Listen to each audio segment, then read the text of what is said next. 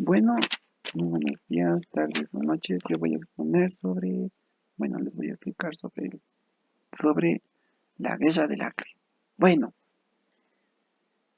la guerra del Acre. El Acre pertenece a la región del Amazonas. ¿Y qué pasa en el Amazonas? Hay una gran variedad de árboles, pero hay uno que resalta, que es el caucho, el cual, el cual al ser cortado libera cierto líquido, como se ve acá, el cual al ser enfriado o al ser procesado va a crear goma. ¿Y qué podemos hacer a partir de la goma? Podríamos hacer neumáticos o recubrimientos para los cables.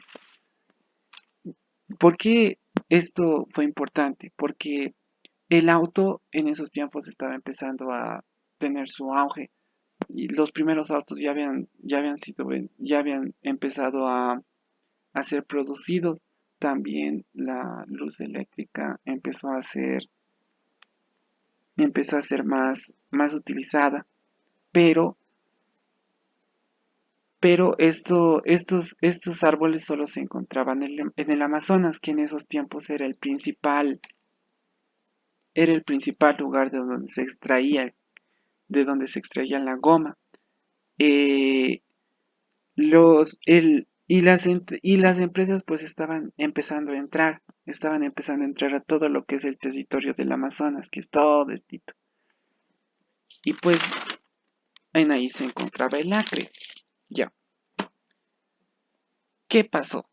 Que la entrada de estas empresas también repercutió en algunas cosas. Por ejemplo, en la situación de los pueblos indígenas, ¿saben? En esos tiempos se denominaron dos tipos de indígenas, los indígenas bárbaros y los indígenas civilizados, entre comillas. Los indígenas bárbaros eran indígenas que habían sobrevivido, que sus costumbres habían sobrevivido a a la colonización y se mantuvieron así con sus costumbres, y con la entrada de las empresas decidieron no ayudar. Pero también había otro tipo de indígenas, los civilizados, los entre comillas civilizados, bueno, no realmente, o sea, ya, pero la cosa es que estos indígenas denominados civilizados eh, decidieron ayudar a las empresas, decidieron ser parte de la mano de obra y, y así. Pero claro, esto mayormente les sabían quitar las casas, sabían dejarlos sin casas a los bárbaros por no querer ayudar. Pero la colonización del territorio en conflicto. Bolivia y Brasil habían empezado a avanzar por toda esta zona que era el Amazonas.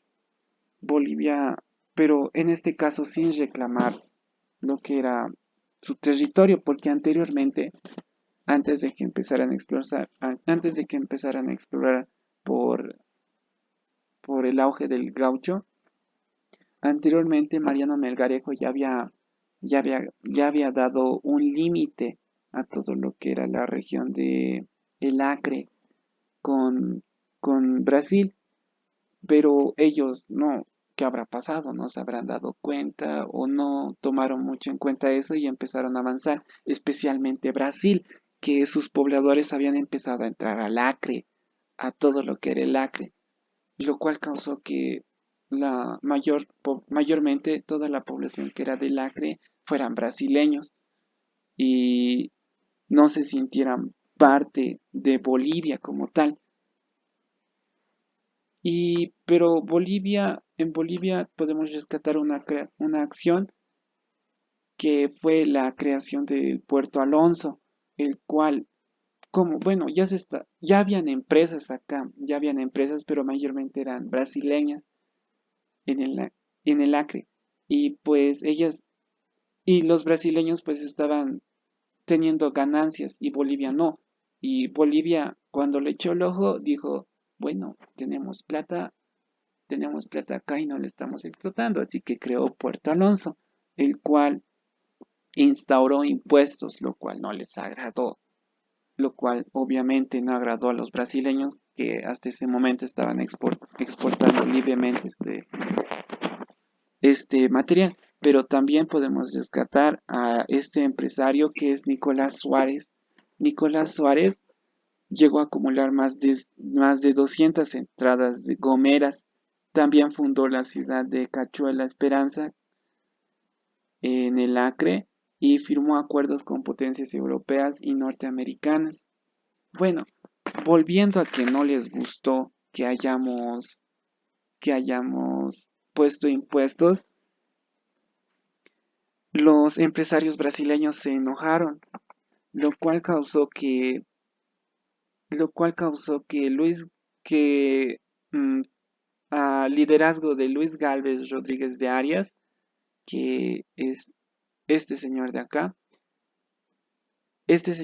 que también era un empresario boliviano, creo que era un empresario boliviano que pues dijo, me están poniendo impuestos, miércoles, toda mi plata se está yendo a otro lugar. Y convenció a todas las personas que vivían en el Acre y para crear una nueva república, el Estado Independiente del Acre, como tal, una república. Y esto fue algo malo porque se estaban, se estaban, estaban separando del territorio y todos los impuestos ya no podrían ser aplicados así. Pero esto también cabe recalcar que fue hecho con apoyo del Estado brasileño. También tenemos que Bolivia fue a suprimirlos para que ya no hagan el Estado Independiente del Acre. Bueno, para asegurar que esto no volviera a pasar, se creó la Bolivian Syndicate, que por, que por medio de José Avelino Aramayo, que por medio de José Avelino Aramayo, eh, se crearan ciertos vínculos que Bolivian Syndicate esté hecho a partir de ingresos de otros países, los cuales protegerían todo lo que era este territorio y proclamarían como Bolivia dueña del Acre. Pero esto por, bueno, recalcando, más antes habíamos dicho que Bolivia había suprimido a al primer intento, y eso no les gustó porque en ese momento existieron noticias las cuales decían que los que los que los soldados bolivianos habían estado maltratando a las personas que se estaban tratando de rebelar, pues.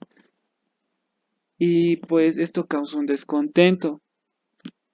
Y es así como el 7 de agosto de 1902 comienza una revolución de carácter independentista al, al mando de Plácido Castro, de este güey que pues los guió y fue yendo destruyendo varios asentamientos gomeros. Bueno, esto también nos lleva a la batalla de Bahía, que sucedió el 11 de octubre de 1902. ¿Qué pasó acá? Exactamente 250 seringueros fueron armados junto a Nicolás Suárez, el empresario de ese momento, a defender todo lo que era la barraca Porvenir, donde se logró someter al ejército brasileño.